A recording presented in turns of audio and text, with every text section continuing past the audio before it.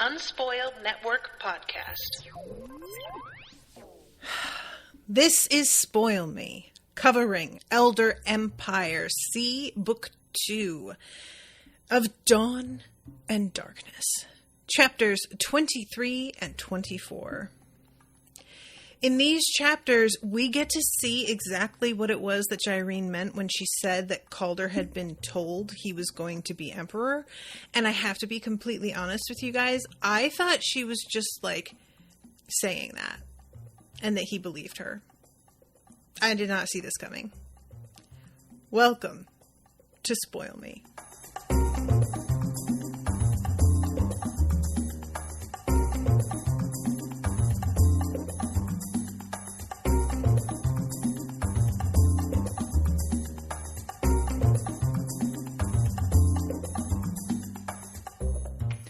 Welcome to the show, everyone. I am Natasha. Thank you very much to George for commissioning this book.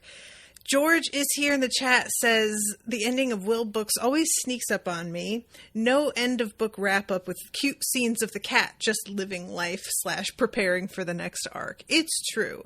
I wasn't ready for this book to be over already. And I should have realized that it was about to be because it mirrors always what's going on with Shara in terms of its overall duration. The scene where things cut off with Shara in her first book is right around when things cut off for Calder as well. So I full on thought that we were going to somehow get more of Calder's story than of Shara's, and that doesn't make any sense. But to refer to what I mentioned in the intro, I know that Jyrene has mentioned multiple times that Calder has been promised he would be the emperor, and I don't even remember if she's mentioned Akmagut by name, or if she just said something like the elders have said it. I can't remember how she phrased it, but I really believed, if you had asked me, I didn't even give it enough thought because I was so taking it for granted that this was the case. I thought it was going to be that she had either seen something in a vision because of this kind of connection that she seems to have and being soul bound to something that's clearly come from the elders somehow, or that she had her own gut feeling about him and was attributing that to what her overall mission seems to be within the Sleepless. In other words, I thought Calder had not actually seen or heard anything directly. I thought he had been told by Jyrene, a member of the Sleepless cult and a believer in the elders as beings that we should be trying to emulate and learn from. And because he loves her and cares about her and thinks he knows her so well, I thought she had just come to him telling him this sort of prophecy thing, and he believed her because she seemed so certain. And I really should have stopped and asked myself why he would keep believing what she had told him in the present, now that he knows what the long game was with her and what she was actually up to. It makes sense for him to believe it in the past before he knew who Jyrene really was. But in the present, she reminds him that he knows what his destiny is supposed to be. And he doesn't argue with her about this. He just, I think I just thought it wasn't worth arguing with her about it. And he wasn't going to try and, why bother? He is emperor in name only, but nevertheless right now. So trying to be the prophecy that you're talking about is full of shit when you're standing there in the actual position, it doesn't feel like there's a real good reason to push back. I would think that was kind of fair. But even in his internal monologue, maybe I should have expected to see some kind of reference again to how could he have trusted that this was true, or I can't believe that she was right, or anything. And it turns out I had this so wrong. All wrong. And it's not even just that Calder is there when this happens. His entire crew is there when this happens, which, I don't know, adds like a completely different angle to it all for me, in a way that makes me look at everyone and their devotion to him in a very different light now. They obviously cared about each other and were growing to like become more attached than most of them intended to. But the real like camaraderie amongst all of them that felt so strong when we met them in the present for the first time in the first book, it makes a lot more sense if they all feel like they're on this huge mission and that he is the focal point of it, and that this is information that came from an elder that is known to speak the truth. And I say that, but I know that, like, in Andel's POV, the whole thing is Akhmagut will say something that is technically correct, but not the truth. And we will talk about that, of course. But I just think that this whole event completely caught me off guard and changed everything about how I see the way Calder is striving for the crown, how I see everybody else wanting to help him with this in a way that feels so invested. It just feels really different. You guys, I know I do this every episode, and Will White, if you're listening, I don't know that you're listening, so I swear I'm not doing this to kiss your ass, but I just cannot tell you how much I love being surprised. It's so delightful. I fucking think I know. I really do. I am so certain that I know the thing that I don't even really address it, because it feels like, what's the point? And then he comes in and is just like, well, about that. And just gives me like 2 chapters of solid, bitch, shut up. You don't know. And I'm entirely here for it, and I appreciate it. Oh, God. Okay, so let's back up here and start from the beginning of chapter 23, when they are pulled down into this crazy library. And Calder, his first reaction isn't fear, it is irritation. And I love this for him, because there comes a point, I think, when you are a person who has gone through some of the shit that this group has, where being thrust into unexpected, super dangerous situations, it's just going to start not really affecting you the same way after a certain amount of time. Like, you know, you're going to have a different reaction than the average person would. And especially because of the fact that he has gone through being transported somewhere else a couple of times now with Kellerak. He's going to be more used to this, you know? So his reaction of just like, I tried so hard to put some fucking contingencies in place so that if something happened, at least part of our crew would be okay. And you just had to shit all over that. Rude. Sorry, George is in the chat and says he really is a master of twisting expectations. You already talked about this, but he is just so good at knowing what we expect and going a different direction. Entirely. And I think that questioning of what we are going to expect requires you to look at your own expectations, because we're, most of us, part of like the same media machine and the same, you know, standards for telling stories. So probably if you're expecting something, other people will also expect it. And you can use that as sort of your rule of thumb, determining what is going to be super tropey and it's predictable and what won't. And it sounds easy to do that.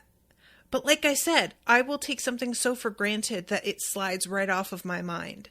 And I don't even stop to think about that detail, because that is the one thing I completely assumed was going to be a certain way. And I just, the ability to stop and be like, no, but really, what happens next?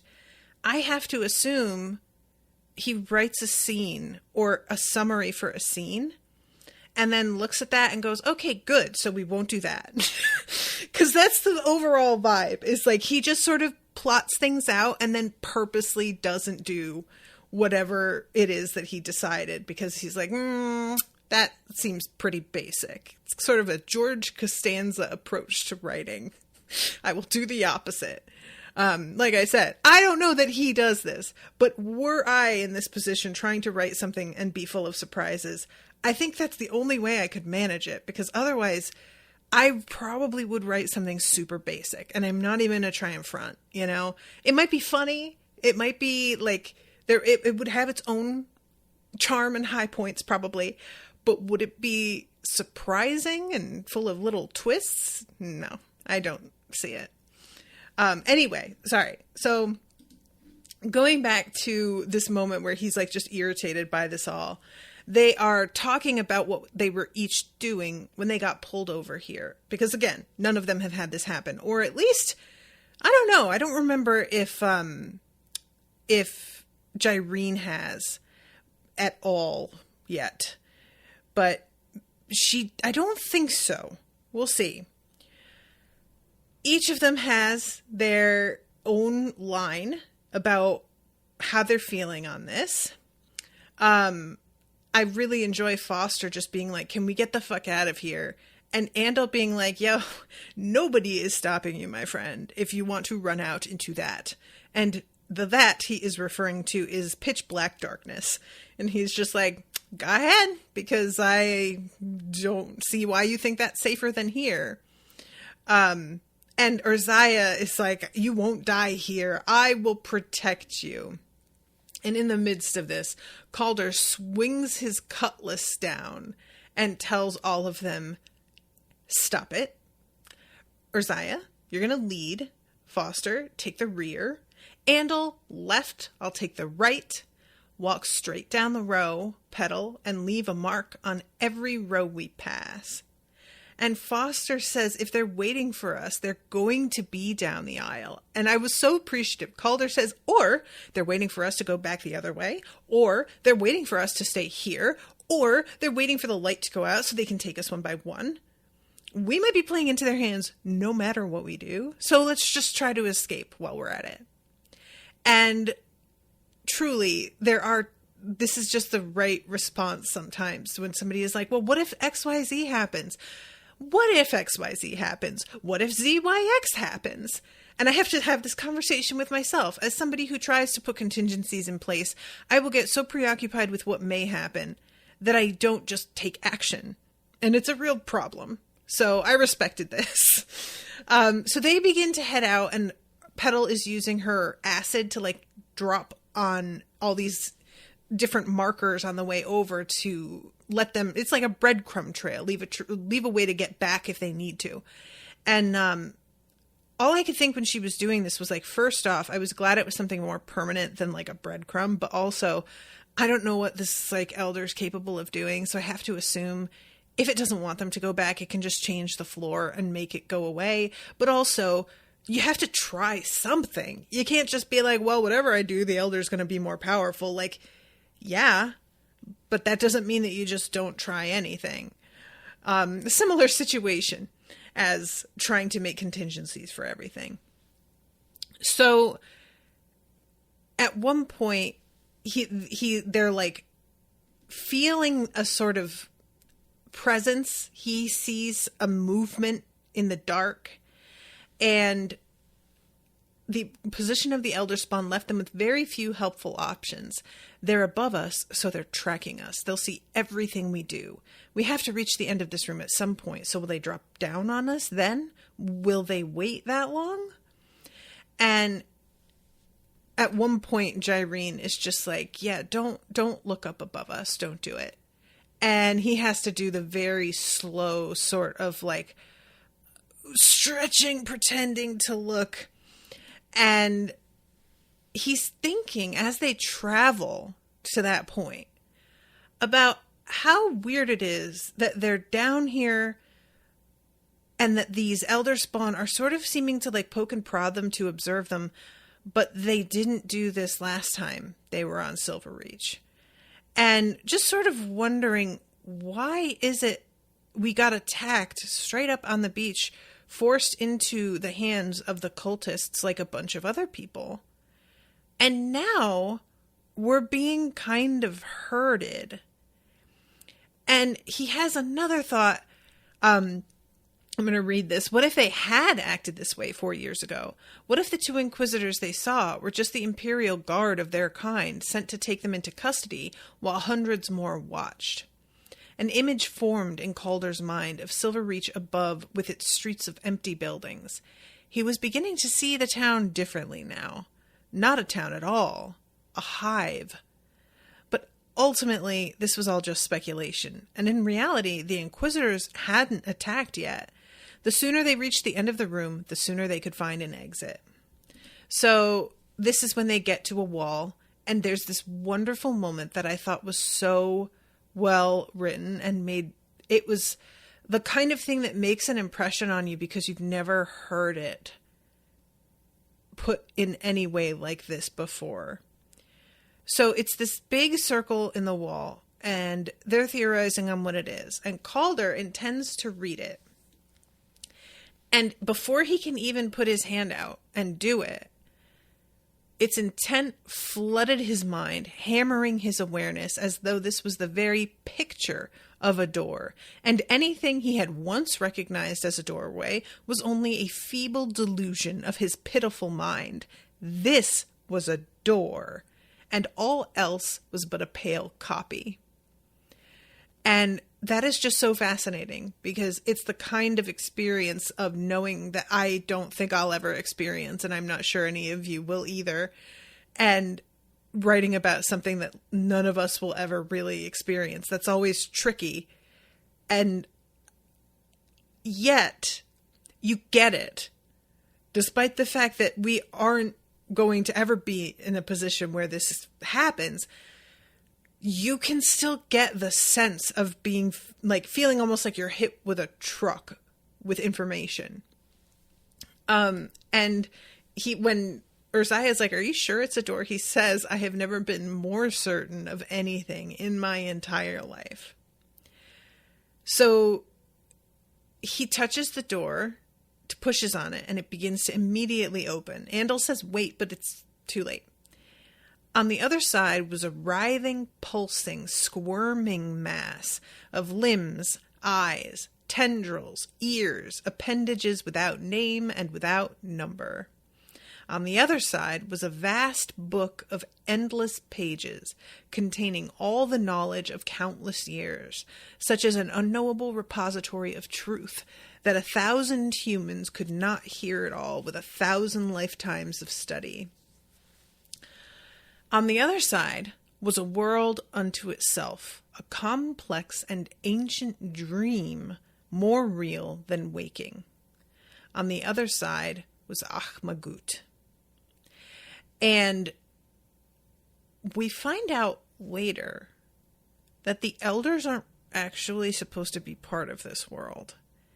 And I'm wondering how much that plays into the vibe they're giving off to all of them, you know? So Calder has this like, oh my God. And he's staring straight ahead. Foster turns to try and run, but there's just a wall of inquisitors. Everybody is beginning to either panic or grow disgusted. And I really liked, in particular, Urzaya's grim resignation as the champion realized that some things could not be fought. And he's getting this sense off of everyone of what they're feeling instantaneously. And it's clear that, like, his reader senses are being augmented by being this near one of the great elders. That's the vibe I'm getting. So it is observing them and says to Calder, "You are the result of a deviation." And Calder has another moment of knowing. Centuries ago, Ahmagut had allowed an alteration to his grand cosmic plan. He'd been willing to risk a small change that might disturb the future in the hopes of opening up new facts and new results.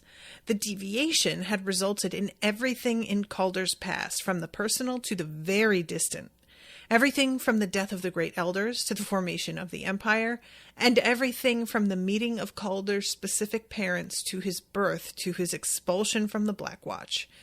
Everything, as moment toppled into moment, was the inevitable result of Akhmagut's action in the distant past. The elder could see it, could reach the potential path of his choices as easily as Calder could predict how a ball would roll across the floor. But the world was more interesting when it was unpredictable, as the overseer knew well. Calder had ended up in this room at this moment with this precise group of people, which Akhmagut had not predicted. This opens new paths, new doors, new anomalies. This is extremely interesting to me because the idea of fate and things that are meant to happen or destined to happen, it's always a really tricky line that you have to walk. And especially depending on the type of story you're telling, having the thing that's predicted happen is required for like the lesson to work. You know, a ton of Greek and Roman myths are watch this person try and avoid their fate, and by trying to avoid it, they play right into it. And then there's yes, it's like been prophesized that you would do this thing, but you also have to choose to do it. It's not just going to happen. And then there's things, and forgive me, I'm going to make a Harry Potter reference here, but there's things that I prefer, which the idea of, yeah, there is a prediction about Harry Potter, but every factor of that could have applied to Neville Longbottom instead. And the reason it wound up being Harry was because of a choice that Voldemort made. And thus, it's less we're all slaves to destiny and more there are directions things can go in, but what you choose to do does affect them. And it's not like we are all completely without any free will. And there's a Dresden Files conversation where he is talking to an angel, and I think I've probably mentioned this before on on various other shows, but basically he asks about free will versus destiny, and the angel says, and I thought that this was really well put, it's not that people can't change their course. They absolutely have free will to change their course to do something totally different. But most people don't do that. It's just humans. We have patterns, we have likes and dislikes, we have baggage, we have people in our lives that drive us, other motivating factors. And a lot of that stuff remains, like, to a point, sort of unchanged throughout our lives. And that's not always true. Some people have huge life-changing events that completely shift everything. But a lot of us have to do growing without a major outside interference. And many of us don't grow like in a way that causes us to deviate from a thing that could probably have been predicted. And that's not to say that like anybody can look at you and tell where you're going to wind up in life. It's just more that breaking patterns is a really hard thing to do. And the idea that like nobody ever really changes, that comes from somewhere. And I don't agree that nobody ever really changes. But I think the effort that goes into changing, truly making a change in your life, is so much more dramatic, unglamorous, and at times miserable than any of us wants to admit. And there are so many, there's so many stories out there, or even like reality TV shows where we sell the idea of changing your life. And especially with reality TV, it's really upsetting because we will buy into the fact that this is possible while we watch somebody who doesn't have to work, who is doing this thing full time, everything is being paid for, and they're placed in a really artificial environment, and they do something. But then they have to get dropped back into their own life. And that's when things begin to unravel, because our lives have to be lived. And so we have all of these like ideas, I think, a lot of us. If I just wound up in XYZ situation and got a break from my regular everyday life, I could change myself. I could change everything. But I can't right now because of life. And it's just, that's not how it works. And I wish so much it was too. As somebody who is a major perfectionist, the idea of being able to sort of just like take a vacation from my real life and work on myself for like 6 months and do all these things to pure take care of myself without having to lift a finger to scrub a toilet or edit a show or, you know, anything like that. Amazing. That will not happen. It will not happen for almost anybody on the planet. And if we want to change, that's something that we have to fit into the life we live. And we have to sacrifice other things that mean a lot to us in exchange for the change. Because you cannot change unless something in your life is replaced with new behavior. And that's the part that I have the hardest time with. Because I feel like at the end of every day, there is so much more that I wanted to do in that day. And I have to cut off early. Even though I live the same number of hours every day for my whole life, I'm always caught by surprise at the end of the day. So the idea that I'm going to have to take something out of that equation, I hate it so much. It's just, you know. But this concept of he's going to tell you the truth about what's happened in your life, where you're going to end up, but it won't be like the truth. It's going to be a fairy truth, which is what I always call it. Fairy lies, fairy truths. It's telling somebody something that is technically true, and yet when it happens, you're like, but that's not what I meant. Like a monkey's paw type of wish, that kind of thing. And Andel seems very aware. And Calder seems to be aware less in an academic way like Andel does, but more in a, I fucking know you tricky bastards kind of way. And I really appreciate simultaneously being like, I'm going to pay attention to this. This is super important. I can't dismiss it. But I also can't just like accept it and, you know, trust your motivations for telling me. So Petal trembled, facing something that was so much more than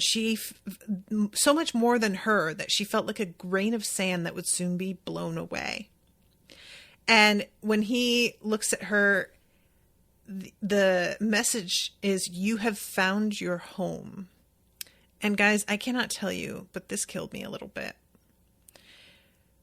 I really, like, this got me.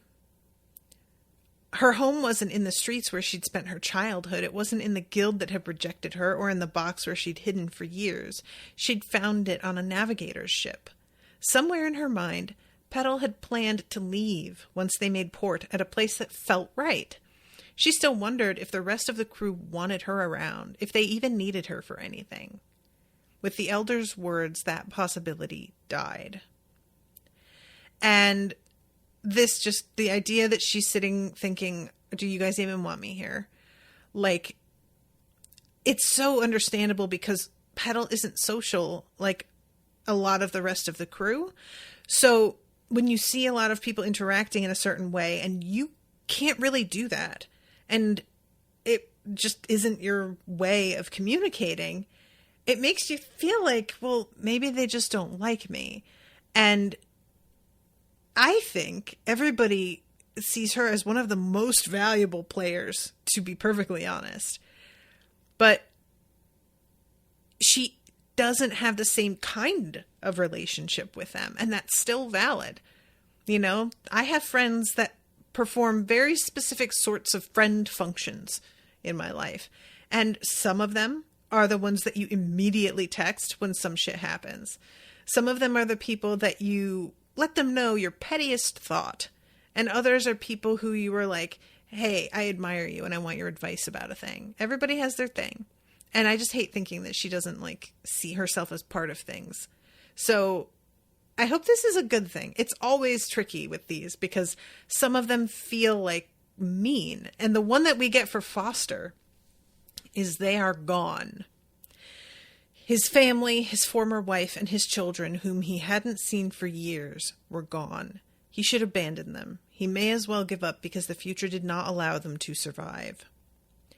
Foster's heart clenched, but sheer stubbornness took over his mind. He would throw himself into the Aeon Sea before he let an elder tell him what to do. Now he'd have to find his family again, if it killed him. He would prove to himself that the future could be controlled, could be denied, and that Dalton Foster would be the one to do it. But in his soul, he knew the truth. Akmagut had predicted everything. And what I think is interesting here is that Akmagut doesn't say they are dead. He says they are gone. And I'm not sure that's the same thing. And this, when he says it, he should abandon them. But then the future did not allow them to survive. Is that true? You should abandon them, give up, versus they will wind up dead no matter what you do. I don't know. That doesn't seem like that's what he's saying necessarily. And I just wish I knew what the elders want. I can't trust Kellerag talking about how I'm wanting us to all live in harmony. Do you? Do you? Okay. Watch. We're going to reach the end of this series, and it's going to turn out that Kellerag was like a good guy, and I will feel like such a tool. But at this moment, I don't see any reason to believe that. So then we get Urziah, and the one he gets is, "You will die before you see defeat." Again, such a like double-edged. It could be taken as you are somebody who would rather die than be defeated. Or it can be taken as you will die right before you would have seen defeat. It could, you know what I mean? Like, and either way, it doesn't really make a difference to him. But knowing how Urziah's story goes, it feels like that second one, which is, again, just kind of rude. So this is Andel's one, and I feel like his is the most interesting because of his thoughts before he gets his message. Andel grabbed his medallion in his fist so hard that he wondered if his palm would bleed. The Luminian Order encouraged hatred of the Elders, but he knew the truth. The Elders were not manifestations of pure evil, but so chaotic and foreign that they may as well have been. Each of the Grey Elders was unique in purpose, and they would be true to that purpose. Everything Akmagut said would be factually correct, and Andel could rely on its predictions of the future. He knew that as surely as he knew up from down. Akmagut's words would be correct, but they would not be the truth. What cause do you serve? He gets a question. That's extremely interesting. And also really frustrating as a reader, because I was actually kind of pumped to see what was said to Andel. And I wanted it to be something that revealed more about him and his history as a person. And this feels a lot more like him and his future as a crewmate. So I feel like I got cock-blocked a little bit here. And like, I'm just a little bit salty about it. He'd given up the cause of the Luminian Order, but he had never abandoned the teachings of the unknown God. Even this job as an aide and supervisor to Calder Martin gave him the opportunity to guide a young man forward. Without support, Calder would be headed for a future more destructive than Andel could imagine. Still, Andel's Imperial supervisors intended him to guide the young navigator back into the folds of the Empire, and Andel wasn't sure he wanted to. He'd seen enough in his life to know that even the Emperor couldn't be trusted, not fully. If the Guild couldn't be trusted, and the Empire couldn't be trusted. What did God want him to do? And then we get Jerry, who is absolutely geeking out. It's like she's met Beyonce. And the message that she gets is, your father would be proud. Her father was dead, as she had suspected for years. Akhmagut's words told her that if he were alive, he'd be proud of what she'd done, proud of her. And in the future, he would be proud of the woman she'd become. She would accomplish more than her father had ever dreamed. And again, it says every nuance of meaning flowed into her mind. Her father was dead. Again, he didn't say that, and I can't tell whether the nuance of meaning is actually part of the correctness of what Akhmagut is saying, or if the nuance of meaning is Akhmagut influencing them to interpret things a certain way, when actually, verbally, he didn't say that. And because Akhmagut seems to be a creature that deals in facts, I'm going to assume what he's giving to all of them is, like, even with the nuance, that is actually correct. But I can't be positive. There's just going to be a little flicker in my mind always about these statements until we get more information. So Calder is like watching this sort of ceremony and realizing that the message each of them is getting has been separated so that he can't understand it. And then Akhmagut turns to him and says, the throne will soon be empty. And he just has this moment of like, Akhmagut is telling me specifically that this is going to happen. And he turns and all of these inquisitors are kneeling to him. And then Akhmagut says, hail the Emperor of the world. Calder stared incredulously into the elder's one great giant eye. Never in his most distant dreams had he ever dared to imagine this. Akhmagut had one more thing to say. Show me the future. And I don't know what to make. Like, Akhmagut saying, show me the future, feels like, I don't know what's going to happen now. You straight up are a wild card. And I have my guesses. But I actually don't know. Not for sure. And I haven't had that experience. So let's see. Let's see what it is. And I can't tell if I'm reading into that too much, but it felt sort of like almost I've reached the end of my road in this, you know? And I really like the crew was looking at him and he could feel their reactions as easily as his own. Awe, fear, disbelief, hope, and sheer mind-numbing shock. Which, yeah, that sounds right. And when they appeared back on the ship, they all have this moment of just like sitting still, staring and being like, what the fuck just happened? And eventually they begin to move. And he's worried about getting the Leviathan to move. But when he connects with it, the servant of Kellerak strains at its chains, eager to haul its cargo into the ocean. If it were allowed, it would depart without the human passengers, but a greater will consumes it. Not the will of the Leviathan, nor the will of Kellerak, but the will of another great one. The Leviathan knows it is in danger, that all the plans it has laid for the future will come to nothing if they cross the plans of Akhmagut. So when Calder is just like, oh, I'm really sorry that I'm going to have to put you to use again, the Leviathan is like, oh my God, can we go? Can we go? I really would like to go. And immediately they get like pulled out so abruptly that they fall over.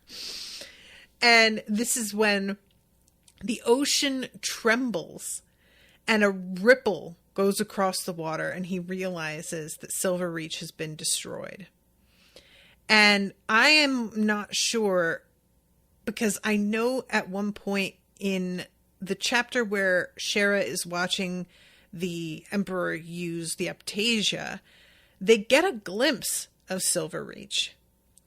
And he does something, but I can't recall, like, if he tried to destroy the entire town. Did the whole surface implode down onto the underground layer of Akhmagut? That's what I'm remembering. I can't believe, like, how recently I've really read that chapter, but I guess it's been a couple of months at this point. But yeah, it feels like so far away because so many other things happen. But I am assuming that this is the result of the Aptasia. And I wonder if Calder's ever going to find out about that connection, being there for this and then finding out what the Aptasia is. I don't know. And it doesn't probably matter. But, so either the town was gone or they'd been deceived by the most coincidental earthquake of all time. Calder knew which way he'd bet. And Calder is, like, struggling with this news, sort of like, I feel like I should be excited, but also I'm so overwhelmed, and I am suspicious as well. There was every possibility the prophecy might doom him, which was how folk tales of elder prophecy usually ended. But one thing Calder never doubted: the great elder would not be wrong. And eventually, dawn breaks, and they get up.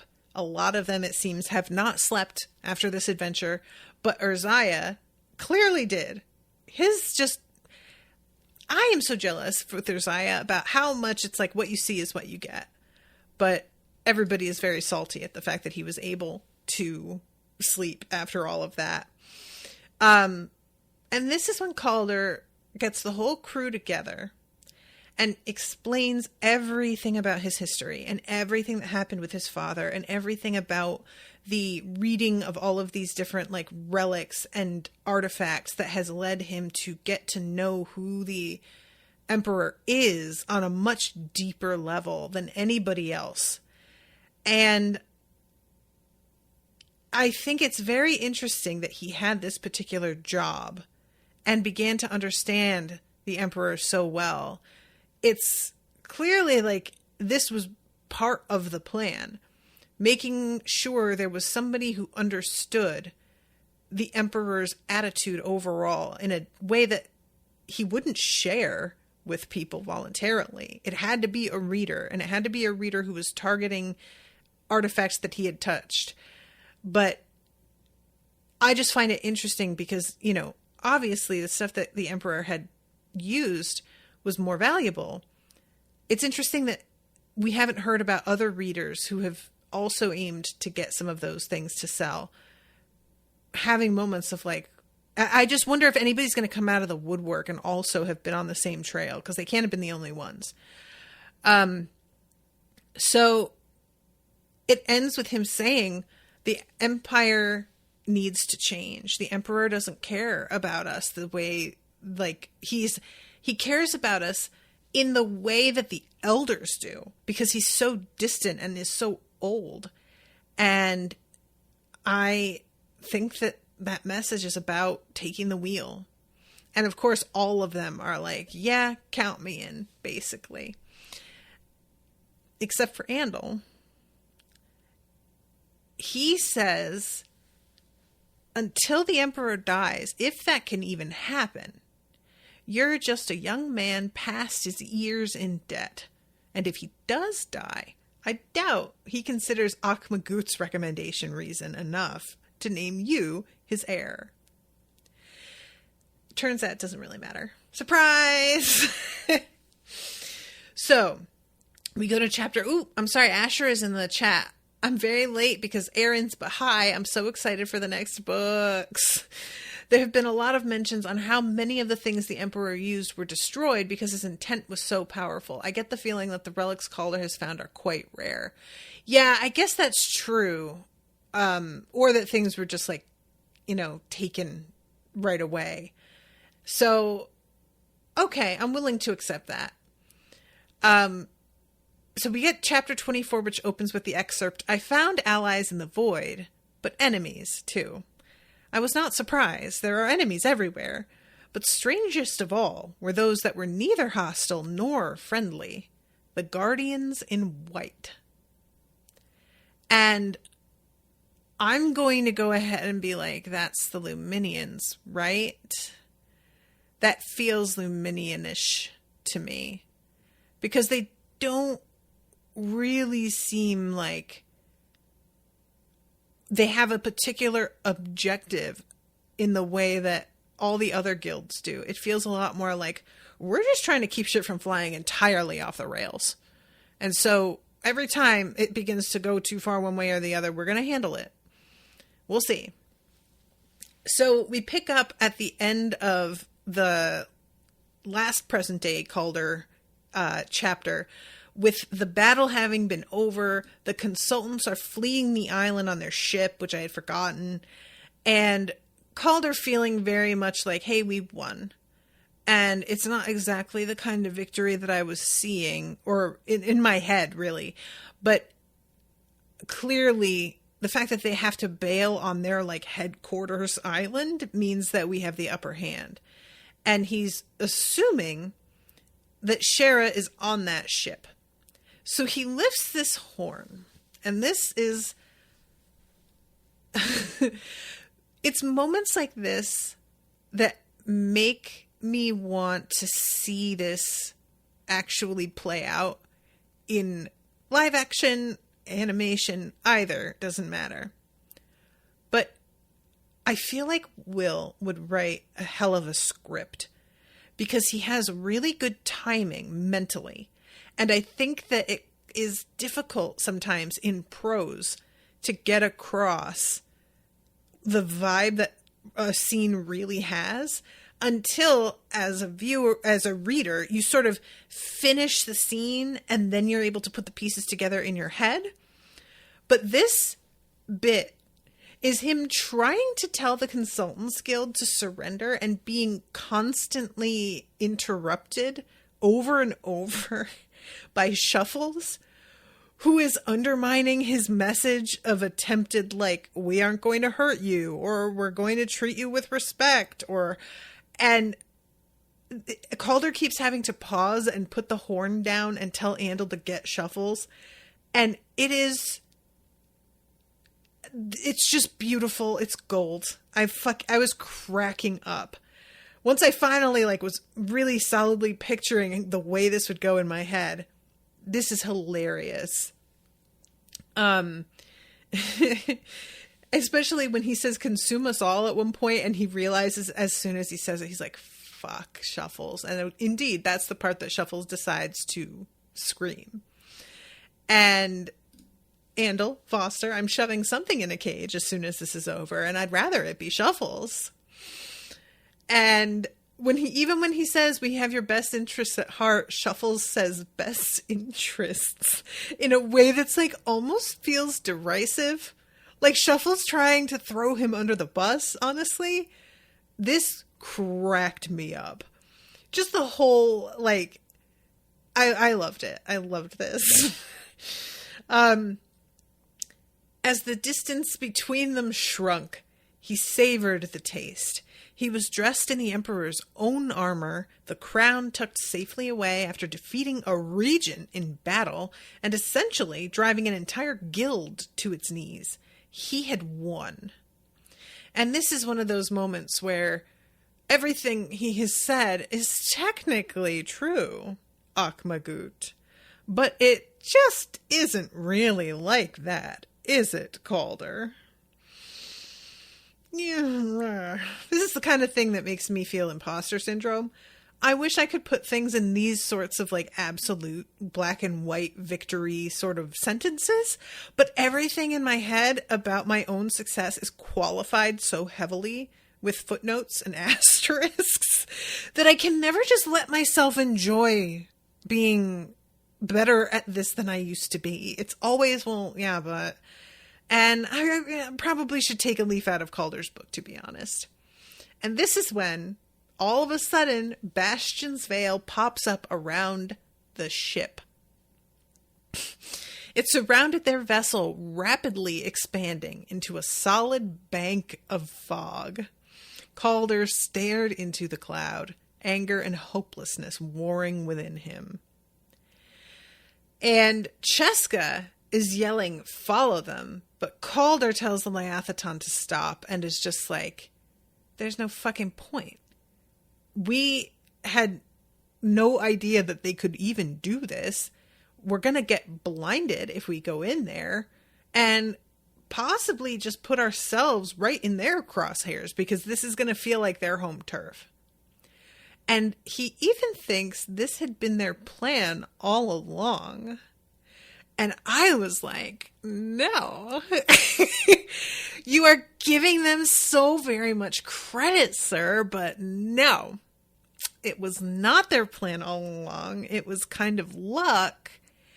And this entire moment of him thinking it was their dastardly, masterminded, intricate plot is exactly what the consultants have been feeding on to fuel the reputation that they have for it forever.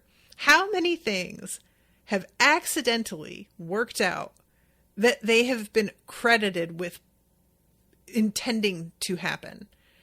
I just, now that I stop and think about that, it's just really funny probably how often it wasn't a real victory. It was just something coincidental that worked out and made them look really good. So, yeah, this just basically completely takes the wind out of his sails, pun intended. And he is like, well, then what the fuck, man? What was all this for? We had to do all of this, and Gerald's Teach is, like, injured seriously. And now I am still going to have to watch my back because, yeah, we've taken over the island, but the actual people are the thing, and they are fine. And I couldn't help but be like, yeah, that does suck, bruh. I'm not going to lie to you.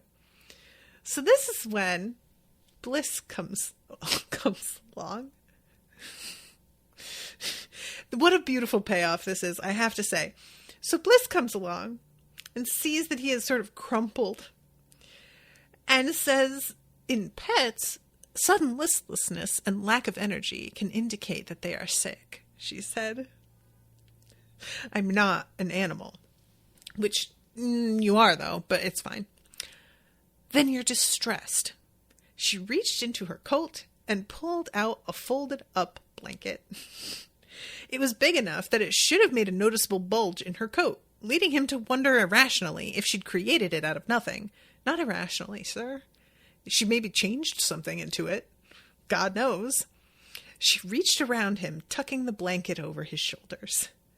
There was nothing wrong with him that a blanket could possibly solve, but it was nice to have someone worry about him. He leaned his head back, looking into the sky. Thanks, he said. You're welcome.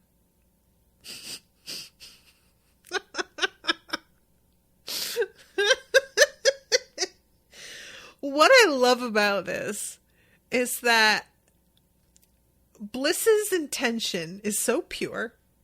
She's genuinely just trying to understand people, she's doing her best. And I love that. And I also love that despite that this is not a practical help in any way, it still makes him feel better. It's just actually, yeah, it does something. And it's the sort of thing that, it's really difficult to quantify to somebody if you're trying to be like, this will help. And you just say that word and you put a blanket around somebody trying to explain, well, I don't mean help. It's not going to do anything, but they'll feel better. And try and get them to understand that matters just as much. I don't know. It's just such a fun, nebulous sort of idea that she's really doing her best to embrace and understand and take advantage of. And I love this for her. And I really do want to know what she turned into a blanket, because I don't think that there's, so far as we have seen, any time limit to Bliss's stuff. She changes something and that shit's changed. The end. But it would be really funny if it, like, there was a time limit and all of a sudden he's cuddling this blanket and it, like, turns back into, like, a fork or something. I don't even know. So he asks her about the crack in the sky. And she says, there's nothing wrong with the sky, actually. We're seeing a rift, which is what elders use for transportation. It's just really, really high above us. On the other side, popular belief says that's where the elders come from. And that's probably true. And then she says, we can verify that most of the great elders use the void for transportation and communication. When Akamagut was dead, we liberated our share of books from that library. Stole. Liberated. Liberated or stole? Either way, once we decoded the languages, we learned a few relevant facts. First, ours is not the only world out there. And he tries to be like, yeah, planets. And she's like, is that what I fucking said? No. Shut up. It's not planets. Each elder pursues something, and they move from the world to world through the void in pursuit of it. Akamagut pursues knowledge. Nakothi pursues the perfect balance of life and death. Orgnaut pursues absolute nothingness. Tharlos, she paused to push down on her coat, pursues change. But wherever they go, they work apart against humanity, but neither with nor against one another. As we understand it, it was very rare for one great elder to ever encounter another. And he asks, then why do we have 7? And she says, they were lured here, lured and trapped for untold thousands of years. The great elders have bickered and jockeyed with one another, but in the end, they all have the same goal, to be free of this prison. Who trapped them? That is a very good question.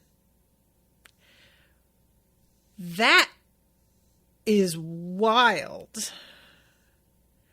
Something else is going on. What the fuck does that mean? Like, truly. I don't care for them being lured and, like, what could do that? I don't like this at all. I just don't. So, let's see. They were still miles away from the capital when Calder saw something was wrong. Ships fled from the direction of the mainland like startled birds. And this is 5 years ago, bouncing back, and all of them realizing the Emperor is dead. And finally, Calder turns to Andel and is just like, are you going to make up your mind now? And I love this. Andel shook his head. I'm still trying to make excuses. And I love that he just says that. Look, let me have a few more moments to sort of feebly protest and invent scenarios. And he puts his hat on and walks away. He says, to do my job, you all have reasons to be glad the Emperor's dead. Who says I don't? The capital's in turmoil, Captain, he shouted down, as he climbed up and took the wheel. Making port would be a dangerous gamble. I suggest we plot another course. That was the first time Andel had ever called him Captain. Sounds wise to me, Andel. He stepped away where he could see the man in white standing over the wheel. Andel executed a shallow bow. Then we sail at your command, sir. So, between Yala giving Shara the name Guildhead and kneeling before her, and Andel being like, you're captain now. Look at me. Look at me. You're the captain now. honestly, it's really funny because it's like a super similar situation for them both getting this kind of power. One's happening in the present, and one happened 5 years ago. And also, Andel is somebody that Calder is allied with, and Yala's an enemy. And I'm going to just straight up say that. She's allegedly an ally, but like we know that's not really it. So, even though in many ways there's this like huge parallel here, there's also some pretty interesting and compelling differences. And I have to assume that Yala being so antagonistic towards Shara is part of why it took longer. I'm like, and I mean that in a general sense. I don't mean like in any particular part of this story. If you change things with Yala, everything would go a different way. I just mean that maybe if Yala hadn't been as antagonistic overall, this moment that she reaches with Shara would have happened sooner. And I don't know that. I'm just sort of putting it out there.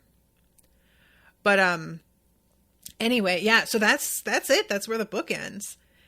And Asher's in the chat. Bliss giving him a blanket makes me think of the British response to every distressing situation with a cup of tea. It's just what you do.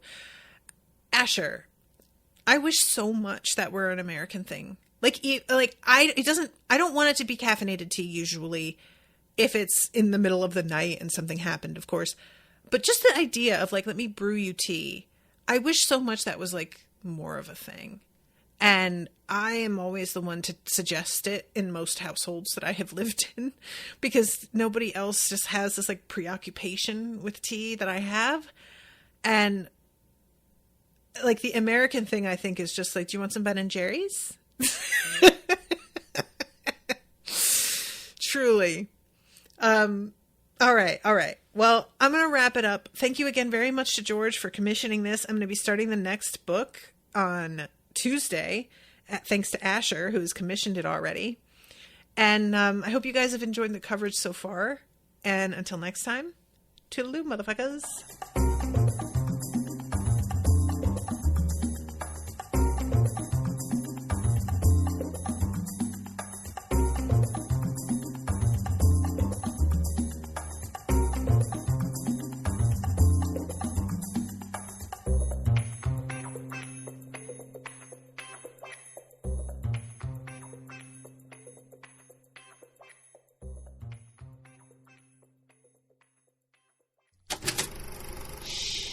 That was an Unspoiled Network podcast.